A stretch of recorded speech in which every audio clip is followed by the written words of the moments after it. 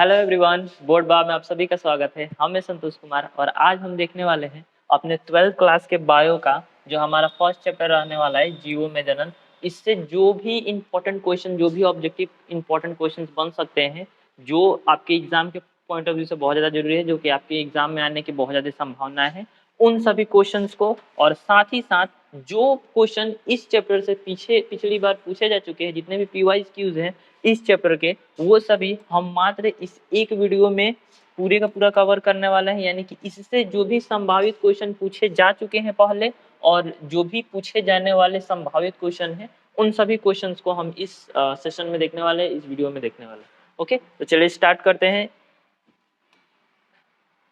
तो आज हमारा जो सबसे पहला क्वेश्चन रहने वाला है, जो कि बहुत ही ज़्यादा इंपॉर्टेंट है। अभी जो भी हम क्वेश्चंस देखेंगे वो बहुत ही इंपॉर्टेंट होगा फ्यूचर के लिए, और बाद में हम इसके पीवाईक्यू को देखेंगे कि कौन से ऐसे क्वेश्चन है जो कि इसके पिछली बार पूछे जा चुके हैं, जिससे हम ये आइडिया लगा सके कि जो बिहार बोर्ड है या फिर बोर्ड लेवल का क्वेश्चन किस लेवल से आ रहा है, किस टाइप से पूछा जा रहा है। ओके, चलिए स्टार्ट करते हैं। जो हमारा फर्स्ट क्वेश्चन रहने वाला है वो ये है कि जो हमारा पेनिसिलियम जो नामक जो हमारा कवक होता है, उसमें जो अलैंगिक जनन होता है मुख्य रूप से किस संरचना के द्वारा होता है? तो वो बेसिकली किसके द्वारा, कोनिडिया जो द्वारा होता है, जो संरचना होती है उसके द्वारा ये जनन होता है। ठीक है, इसी प्रकार से जो हमारा दूसरा क्वेश्चन है वो ये है कि जो गैमिट होते हैं, गैमिट का निर्माण किसे, गैमिट का जो निर्माण होता है उसको क्या कहते हैं? जो हमारे गैमिट होते हैं, जो यूमनज होते हैं, उसके निर्माण को हम लोग क्या कहते हैं? तो उसे हम बेसिकली कहते हैं गीमेटोजीनेसिस कहते हैं।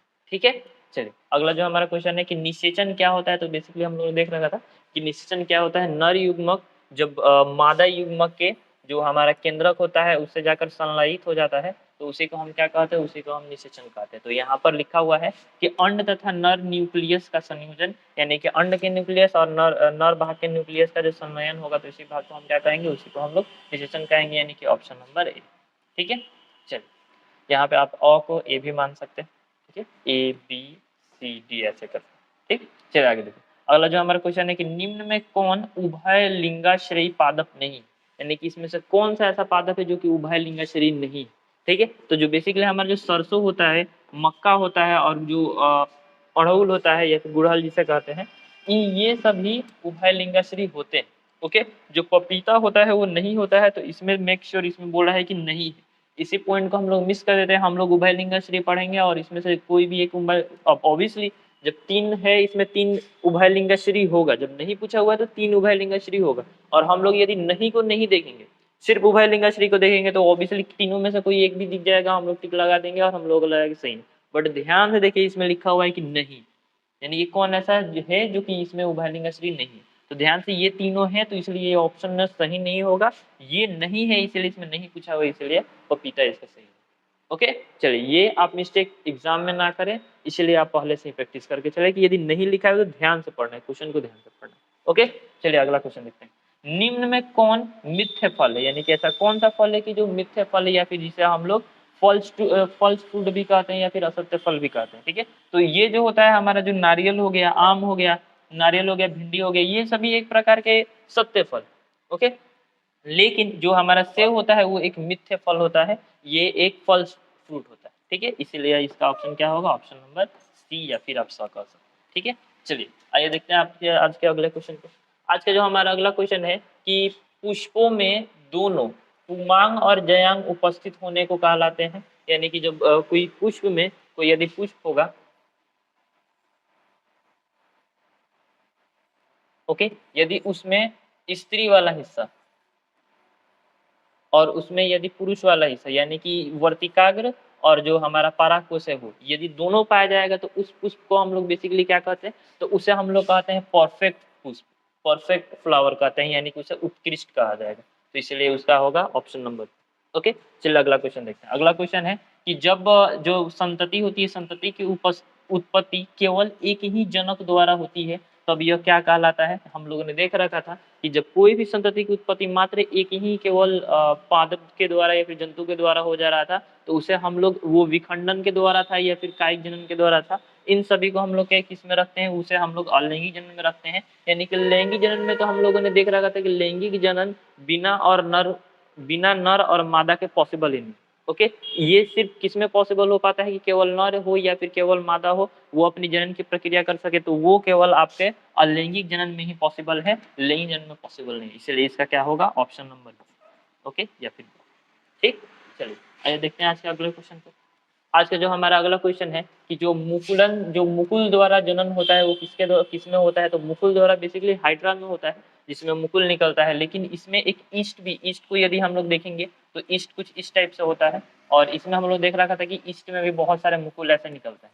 ओके, तो यानी कि इसका क्या होगा, इसका जो मुकुल द्वारा हो सकता है तो किसमें हो सकता है, तो ईस्ट में हो सकता है। ठीक है, यदि इसमें मैं बता दे रहा हूँ, यदि इसमें मुकुल रहता, हाइड्रा रहता, तो हाइड्रा में भी मुकुल द्वारा ये चीजें होती है। ठीक है, चलिए अगला क्वेश्चन को देखते हैं कि अंड प्रजक है, तो इसमें से अंड प्रजक कौन है, तो मुर्गी भी अंडा देती है, तो बेसिकली ये तो सभी जानते हैं। ओके, और ये जो सांप होता है वो भी अंडा देता है, मगरमच्छ होता है वो भी अंडा देता है, इसलिए इसका क्या होगा, इसका ऑप्शन नंबर डी होगा, यानी कि इनमें से सभी होगा। ठीक है, आगे देखिए अगला क्वेश्चन है कि उभयलिंगी प्राणी है, तो उभयलिंगी प्राणी इसमें से कौन है, तो जो आपका उभयलिंगी मीन्स होता है कि जिनमें दोनों जेंडर, ओके, यानी कि वो मेल का भी काम करे और फीमेल का भी काम करे। तो बेसिकली हम लोगों को पता है कि मुर्गी अलग होती है, मुर्गा अलग होता है। ओके, सांप में भी अलग होती है, लड़की वाली सांप अलग होती है, लड़का वाला नर सांप अलग होता है, मादा सांप अलग होती है। ठीक है, लेकिन जो आपका केंचुआ होता है ना, केंचुआ एक ही ऐसा जीव है, मतलब केंचुआ अकेले ही एक जीव में दोनों लिंग पाए जाते हैं, यानी उसको नर भी पाया जाता है, उसमें मादा भी पाया जाता है। ओके, तो इसलिए हम लोग क्या कहते हैं उसे उभयलिंगी प्राणी का। आगे देखिए अगला जो हमारा क्वेश्चन है कि निम्न में कौन द्विगुणित संरचना है, यानी कौन सा ऐसा संरचना है, कौन सा ऐसे इसमें प्रकार है जो कि द्विगुणित। ठीक है, तो जो हमारा अंडाणु होता है वो हम लोगों ने देख रखा था कि अंडाणु जो होता है वो एक गुणित होता है, जो हमारा शुक्राणु होता है वो भी एक गुणित होता है, लेकिन जब ये दोनों मिल जाते हैं तो एक गुणिक मिलकर कितना हो जाएंगे, द्विगुणित हो जाएंगे, यानी कि ये और ये किसका निर्माण कर लेंगे, युग्मनज का निर्माण कर लेंगे। तो बेसिकली इसमें क्या होगा, द्विगुणित संरचना कौन होगा, तो युग्मनज होगा। ओके, यानी कि ऑप्शन नंबर सी। आगे देखिए अगला क्वेश्चन है कि निम्न में से कौन स्पीसीज एक लिंगी है, इसमें से कौन ऐसा स्पीसीज है जो कि एक लिंगी होता है। ओके, तो देखिए हम लोगों ने अभी देखा कि जो केचुआ होता है वो द्विलिंगी होता है, उसी प्रकार जो स्पंज होता है वो भी द्विलिंगी होता है, जो फीताकृमि होता है वो भी द्विलिंगी होता है, लेकिन जो तिलचट्टा होता है वो एक लिंगी होता है, यानी कि नर अलग पाया जाएगा, मादा अलग पाया जाएगा, इसलिए इसमें एक लिंगी ही पूछा हुआ है, तो इसका ऑप्शन क्या होगा, ऑप्शन नंबर ए, यानी कि तिलचट्टा, कॉकरोच। ओके, चलिए अगले क्वेश्चन को देखते हैं हम। हमारा अगला क्वेश्चन आने वाला है कि निम्नलिखित में से कौन सा जंतु उभयलिंगी नहीं है। अब पूछ रहा है, इसमें पूछा था कि एक लिंगी है और इसमें पूछा रहा है कि कौन उभयलिंगी नहीं है, यानी कि बेसिकली फिर से हमारा एक लिंगी ही पूछ रहा है। क्वेश्चन पूछने का टाइप अलग अलग हो सकता है, हम लोगों को उसे ध्यान से समझना पड़ेगा। इसमें डायरेक्टली पूछा था कि एक लिंगी है, ठीक है, तो एक लिंगी हम लोगों ने टिक लगा, ठीक है, जो कि तिलचट्टा है। इसमें पूछ रहा है कि कौन उभयलिंगी नहीं है, उभयलिंगी नहीं है इसका मतलब क्या हुआ, एक लिंगी ही होगा। चलिए ऑप्शन को देखते हैं, तो ऑप्शन है इसमें कि हमारा फीताकृमि, केचुआ, घरेलू मक्खी और जोंक। तो यानी कि हम लोगों ने इसमें देख रखा था कि क्या इकलिंगी, इसमें ध्यान से क्वेश्चन को देखेंगे तो क्वेश्चन बोला था कि उभयलिंगी नहीं। ठीक है, तो ये भी हमारा उभयलिंगी है, अभी हम लोगों ने देखा। केचुआ भी आपका उभयलिंगी है, अभी हम लोगों ने देखा। और ये आप जान लीजिए कि जोंक भी एक होता है ना, वो भी उभयलिंगी ही होता है, लेकिन इसमें पूछ रहा है कि कौन उभयलिंगी नहीं है। तो जब ये तीनों उभयलिंगी हैं तो ये बेसिकली उभयलिंगी, हमारा जो मधुमक्खी होती है वो उभयलिंगी नहीं होती है, तो इसलिए ये क्या होगा, ऑप्शन नंबर सी हो गया, यानी कि मधुमक्खी उभयलिंगी नहीं, यानी कि मधुमक्खी एक लिंगी है, इसमें नर अलग होता है, मादा अलग होता है। आई होप आप लोगों को समझ में आ रहा होगा। ठीक है, चलिए अगला क्वेश्चन को देखते हैं। तो हमारा अगला क्वेश्चन है 14 नंबर क्वेश्चन कि जो हमारा कोनिडिया होता है किस जीव की अलैंगिक जनन संरचना है। तो बेसिकली जो हमारा कोनिडिया होता है वो जो ब्रायोफाइटा होता है ना, उसके जो अलैंगिक जनन की जो संरचना होती है, ब्रायोफाइटा जितने भी जीव होते हैं उनके अलैंगिक जनन की संरचना क्या होती है, कोनिडिया। ओके, चलिए अगले क्वेश्चन को देखते हैं। आज का हमारा अगला क्वेश्चन रहने वाला है कि ईस्ट में प्रजनन मुख्यतः किसके माध्यम से होता है। तो ईस्ट में जो प्रजनन होता है, हम लोगों ने अभी देख रखा था कि ईस्ट में प्रजनन किसके द्वारा होता है, ऐसे मुकुल उसमें निकलता रहता है, तो ये किसके द्वारा, मुकुलन के द्वारा। ओके, तो इसलिए इसका ऑप्शन नंबर ए सही है। ठीक, चलिए अगला क्वेश्चन है कि निम्न में से कौन सी सही प्रजनन विधि है, इसमें से कौन सा प्रजनन विधि, बहुत सारे प्रजनन विधि दिए गए हैं और इसमें हम लोग को जांच करना है कि कौन सी प्रजनन विधि सही। ओके, तो अभी हम लोगों ने देख रखा था कि जो ईस्ट में होता है वो क्या होता है, मुकुलन होता है। तो हम लोगों का ऑप्शन नंबर ए सही होगा, बाकी सब गलत होगा। अभी हम लोगों ने देखा ना ऊपर कि ईस्ट में किस प्रकार का जनन होता है, मुकुलन के द्वारा होता है, तो ईस्ट में मुकुलन, यानी कि बात सही है। ओके, इसलिए ये सही। तो ये थे आपके सभी इंपॉर्टेंट क्वेश्चन जो कि आपके एग्जाम के पॉइंट ऑफ व्यू के लिए बहुत ही ज़्यादा जरूरी है, क्योंकि संभावित है कि इस टाइप के क्वेश्चन आपके एग्जाम में पूछे जाते हैं।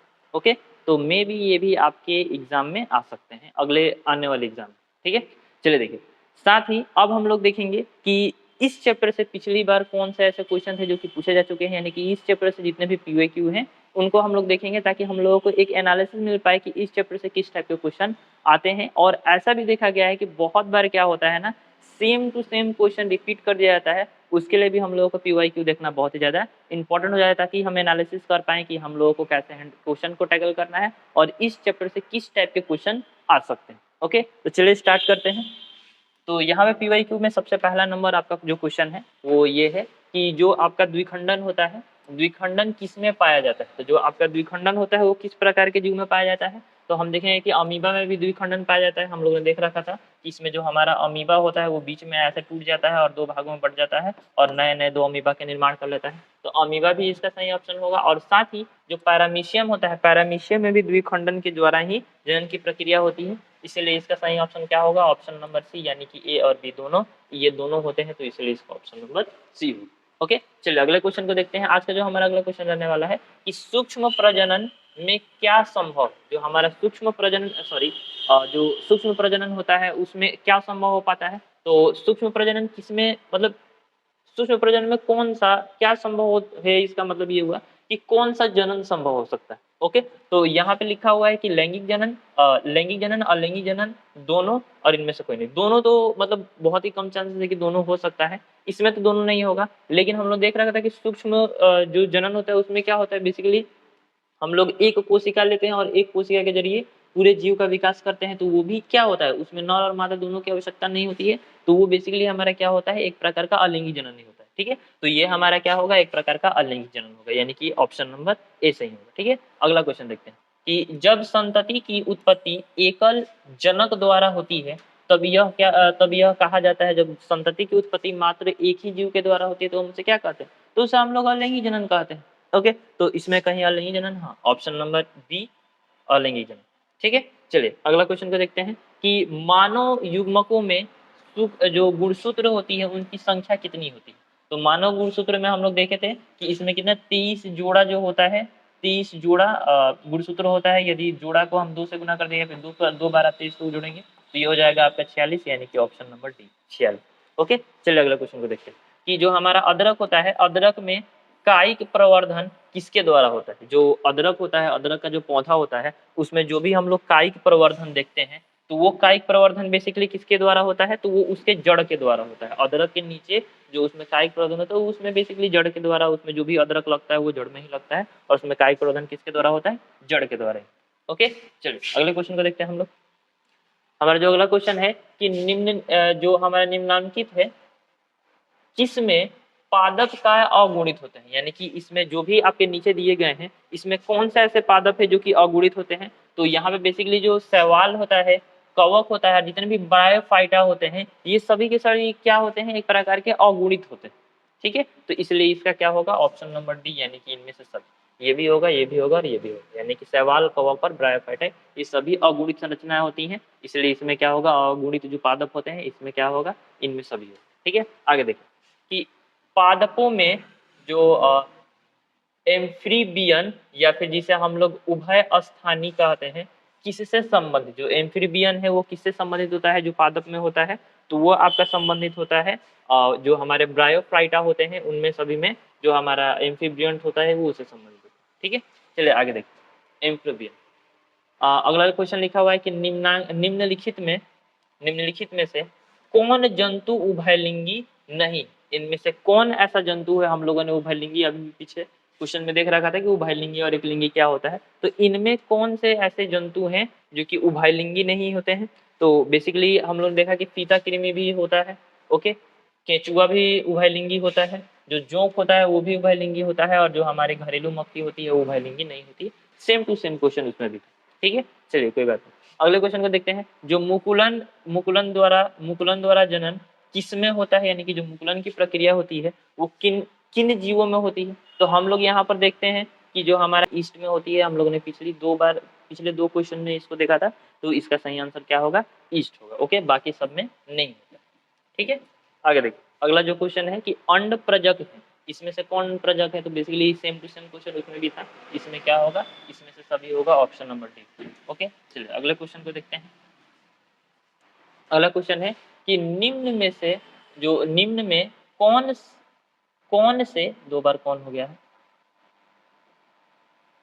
निम्न में कौन से एकलिंगी है, यानी कि इसमें से कौन ऐसा है जो कि एकलिंगी है। तो इसमें भी हम लोगों ने देख रखा था कि ये हमारा द्विलिंगी होता है, ठीक है, ये भी हमारा द्विलिंगी होता है, ये हमारा एकलिंगी होता है, यानी कि पपीता। ओके, उसमें पूछा था कि कौन द्विलिंगी नहीं, और इसमें पूछा हुआ है कि कौन एकलिंगी।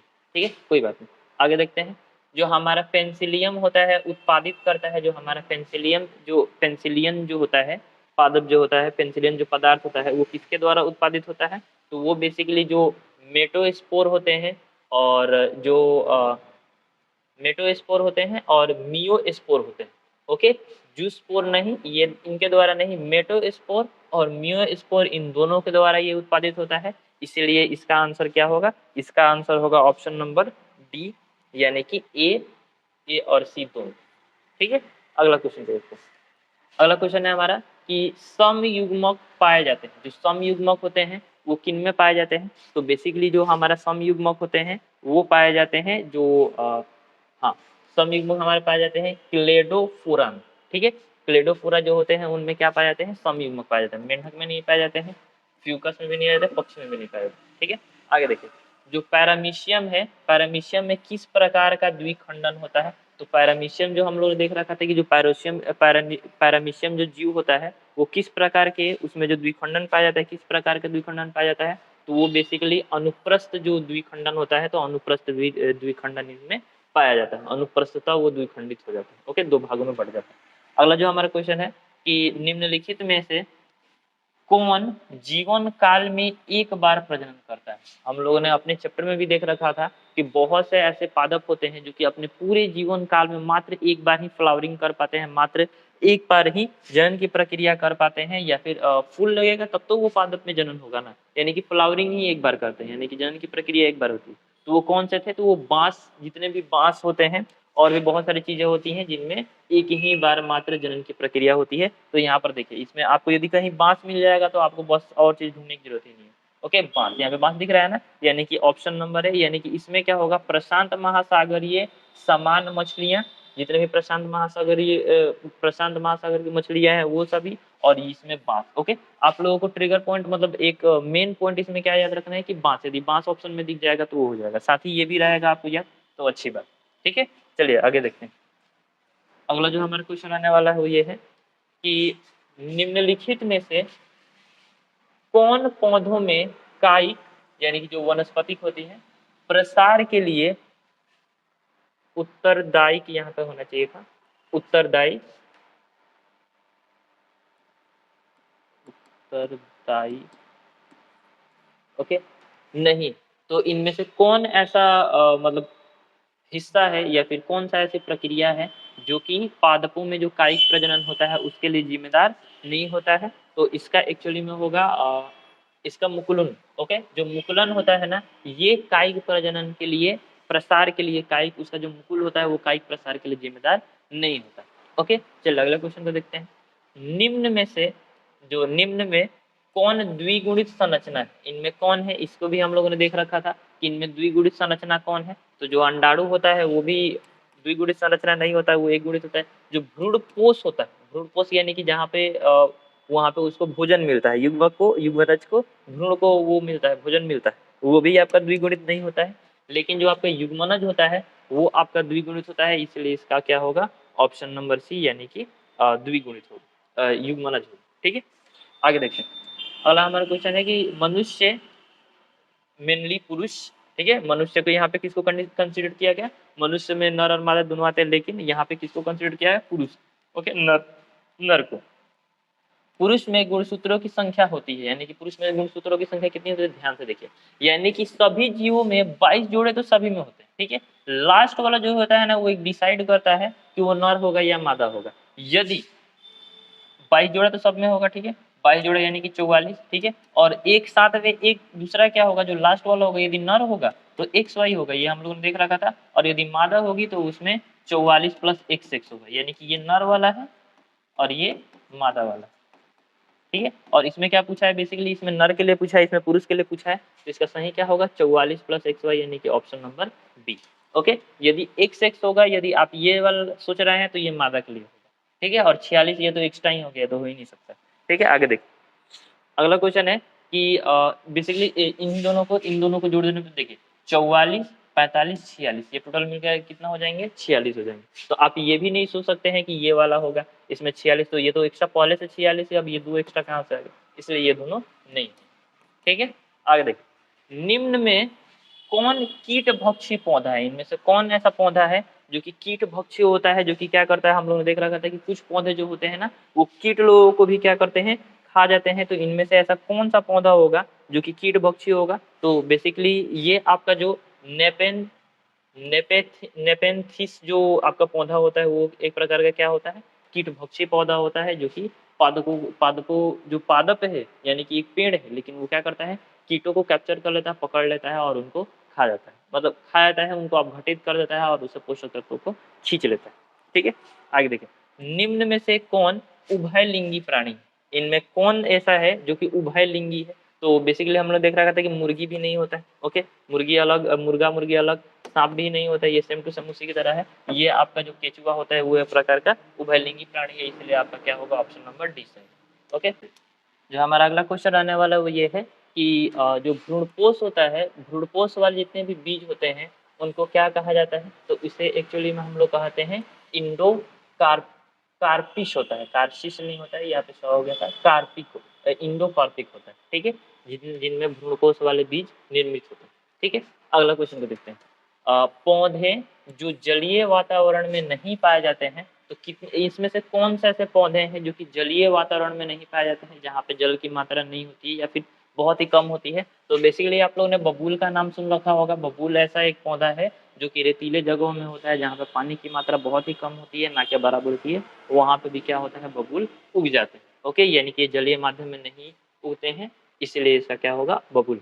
अगला क्वेश्चन, युग्मक सामान्यतः किस प्रकार के होते हैं, जो युग्मक होते हैं, ध्यान से, युग्मनज नहीं बोल रहा है, युग्मक, तो नर युग्मक हो या फिर मादा युग्मक, ठीक है, ये क्या होते हैं ना, ये एक गुणित होते हैं, अगुणित होते हैं, यानी कि इसमें क्या होगा, एक गुणित, जिसे एक गुणित को हम लोग हैप्लॉइड हैप्लॉइड भी कहते हैं, यानी कि एक गुणित, ठीक है, ओके, हैप्लॉइड।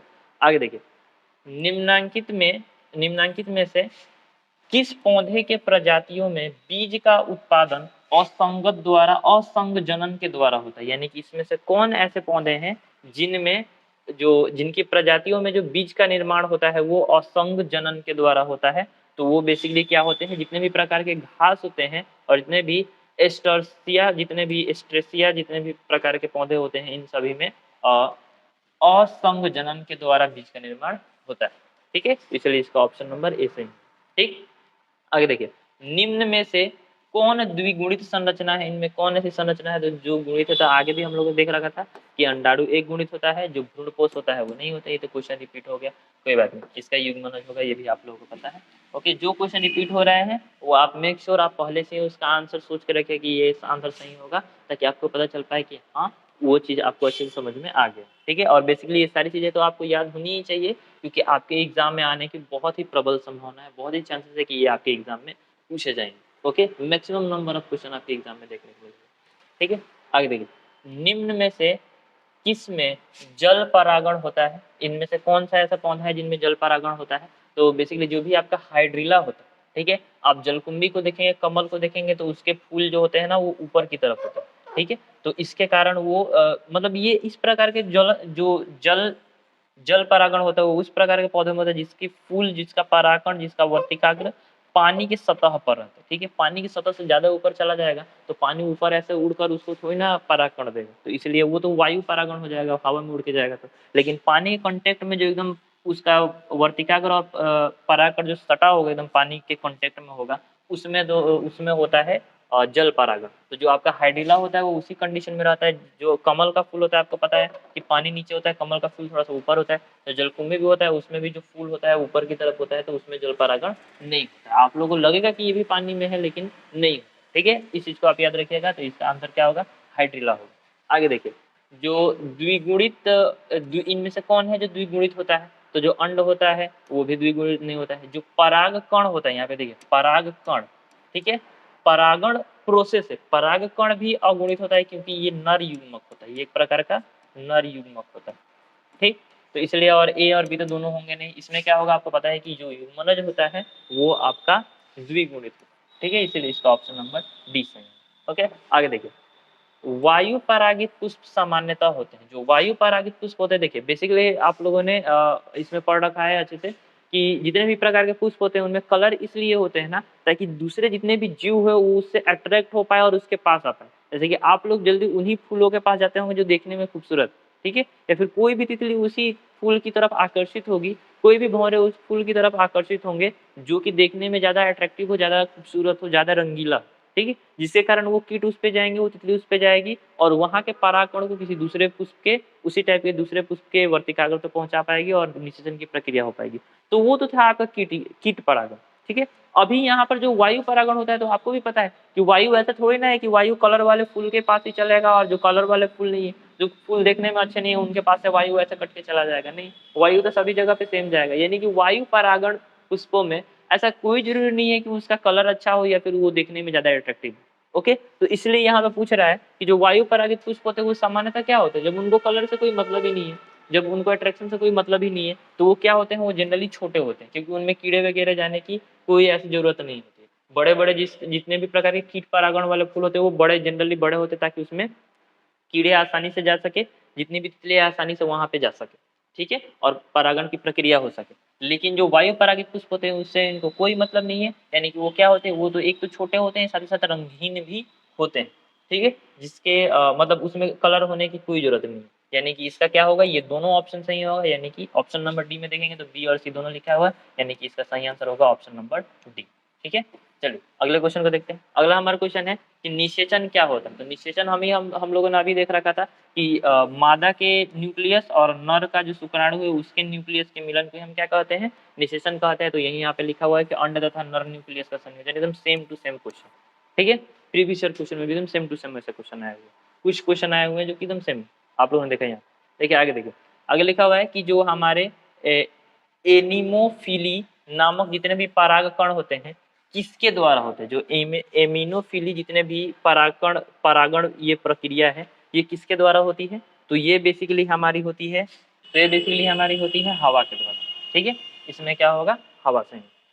आगे देखिए, अगला जो हमारा क्वेश्चन रहने वाला वो ये है कि मादा जंतु जिसमें मध चक्र होता है वो कौन सा जीव है जिनमें मध चक्र होता है। तो बंदर में नहीं होता है, मनुष्य में भी नहीं होता है, और ये जब दोनों नहीं होगा तो ये भी नहीं होगा। यानी कि ये किस में होता है, डी में। जो गाय होती है ना, गाय में एक्चुअली में मध चक्र होता है, इनमें ऋतुस्राव चक्र होता है, गाय में मध चक्र होता है। ठीक है, इन दोनों में ऋतुस्राव चक्र, इसमें मध चक्र। ठीक है, इसलिए इसका मध चक्र पूछा हुआ तो ऑप्शन नंबर डी ऑब्वियसली सही होगा। आगे देखिए, जो हमारे इस इमेस्कुलेशन जो है किससे संबंधित है, जो जो हमारा इमेस्कुलेशन जो है वो संबंधित होता है एक्चुअली में संकरण से। संकरण जो हाइब्रिडाइजेशन होता है, हाइब्रिड जिसमें हाइब्रिड बनाया जाता है, वो किससे संबंधित होता है, इमेस्कुलेशन से संबंधित। ठीक है, आगे देखिए, अगला क्वेश्चन लिखा हुआ है, यानी कि इसका इसका होगा ऑप्शन नंबर सी। आप ध्यान देते चलिए। आगे देखिए, प्याज में जो प्रवर्धन होता है वो किसके द्वारा होता है। तो प्याज में हम लोग देख रखा था कि जो प्रवर्धन की प्रक्रिया होती है वो उसके बल्ब के द्वारा होती है। ठीक है, बल्ब ऐसा बेसिकली जो कमल की तरफ खिला रहता है उसमें ऐसा,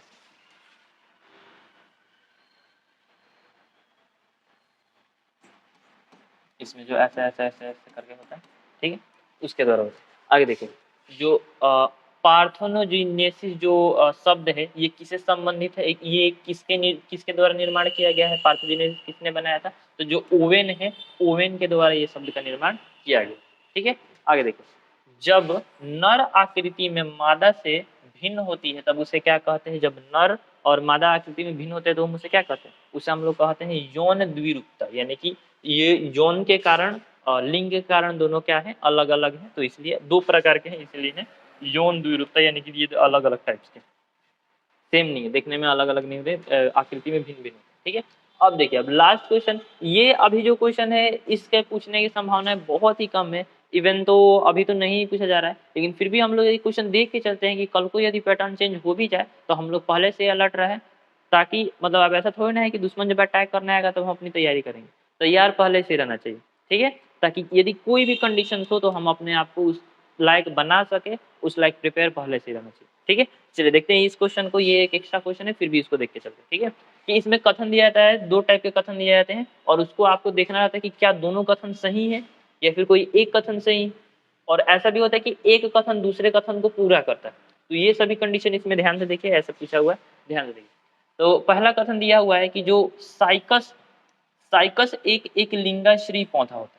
ठीक है, अब आपको वेरीफाई करना है कि पहले बात ये सही है कि नहीं, कि साइकस नाम का जो भी पौधा होता है क्या वो एक एक लिंगाश्री होता है, तो हाँ, जो हमारा साइकस होता है वो एक लिंगाश्री होता है, यानी कि ये सही बात है। ठीक है, दूसरा इसमें दिया हुआ है कि इनमें नर और इनमें, यानी कि साइकस की ही बात चल रही है, यानी कि इनमें नर और मादा स्त्री संरचना अलग अलग होती है, पौधों पर पाए जाते हैं, यानी कि ऑब्वियसली जब ये एक लिंगाश्री है तो इनमें नर नर भाग अलग पाया जाएगा और मादा भाग अलग पाया जाएगा, तो ये भी बात सही है। और आप एक बात ध्यान से देखेंगे तो ये जो ए का है, ए के बात की पुष्टि कौन कर रहा है, यानी कि ए को वेरीफाई कौन कर रहा है, ये कर रहा है, क्योंकि हम लोग जानते हैं कि एक लिंगाश्री वही होते हैं जिनकी मादा नर और मादा संरचना अलग अलग होती है, तो क्या ये वाला इस बात की कंडीशन को पूरा कर रहा है या नहीं कर रहा है, कर रहा है, यानी कि दोनों सही होगा। तो आप देखिए, दोनों कथन सही, इसमें क्या लिखा हुआ है, इसमें लिखा हुआ है कि दोनों कथन सही है, परंतु कथन एक कथन दो को सही व्याख्या नहीं करता है, जबकि हम लोग देखा कि इसने इसको अच्छे से डिस्क्राइब किया। इस एक लिंगाश्री से यदि आपको समझ में नहीं आएगा, दूसरा लाइन आप पढ़िएगा तो आपको समझ में आ जाएगा कि एक लिंगाश्री मीन्स क्या होता है, कि नर भाग अलग रहेगा, मादा भाग अलग रहेगा, यानी कि ये दूसरा नंबर इसको अच्छे से एक्सप्लेन कर पा रहा है, जबकि इसमें लिखा हुआ है कि नहीं कर रहा है, इसलिए ये गलत है। ओके, दूसरा लिखा हुआ है कि जो कथन एक सही है परंतु कथन दो असत्य है, दोनों कथन सही है, तो ये भी गलत बात है, जब दोनों सही है इसमें लिख रहा है कि एक गलत, तो ये गलत है खुद। ओके, कथन एक असत्य है फिर भी ये असत्य कह दे तो ये तो गलत हो गया, लेकिन सबसे पहले ऑप्शन नंबर ए ही कह रहा है कि दोनों कथन सत्य है, और बात सही है, दोनों कथन सत्य है, साथ ही ये जो हमारा कथन दो है, कथन एक का सही व्याख्या कर रहा है, जो कथन दो है वो इसका अच्छे से व्याख्या कर रहा है, इसको अच्छे से डिस्क्राइब कर रहा है। यदि किसी को एक लिंगाश्री समझ में नहीं आ रहा है तो वो ये दूसरा पॉइंट पढ़ेगा तो उसको समझ में आ जाएगा। ओके, यानी कि बात सही है, इसको डिस्क्राइब कर रहा है, यानी कि इसका क्या होगा, ऑप्शन नंबर ए सही है। तो यदि इस टाइप के क्वेश्चन आएंगे तो आपको थोड़ा सा दिमाग लगाना पड़ेगा, आपको थोड़ा सा क्वेश्चन को अच्छे से समझना पड़ेगा और उसके आंसर्स को अच्छे से समझना पड़ेगा। ठीक है, तो आई होप आप लोगों को ये सारी चीज़ें समझ में आई होंगी और आप लोगों ने ये सारी चीज़ों को अच्छे से अपने कॉपी में नोट कर लिया होगा, ताकि कल को यदि आपके एग्जाम में इस टाइप के क्वेश्चन पूछे जाएं तो आप एक भी क्वेश्चन मिस ना करें। ओके, इसी प्रकार से सभी सब्जेक्ट के जितने भी चैप्टर हैं, जितने भी बायो के चैप्टर हैं, इसमें जितने भी चैप्टर के ऑब्जेक्टिव पूछे जा सकते हैं, जितने भी इंपॉर्टेंट क्वेश्चन पूछे जा सकते हैं, वो सभी आपको प्रोवाइड किया जाएगा। आप बने रहिए हमारे साथ, तब तक के लिए जय हिंद।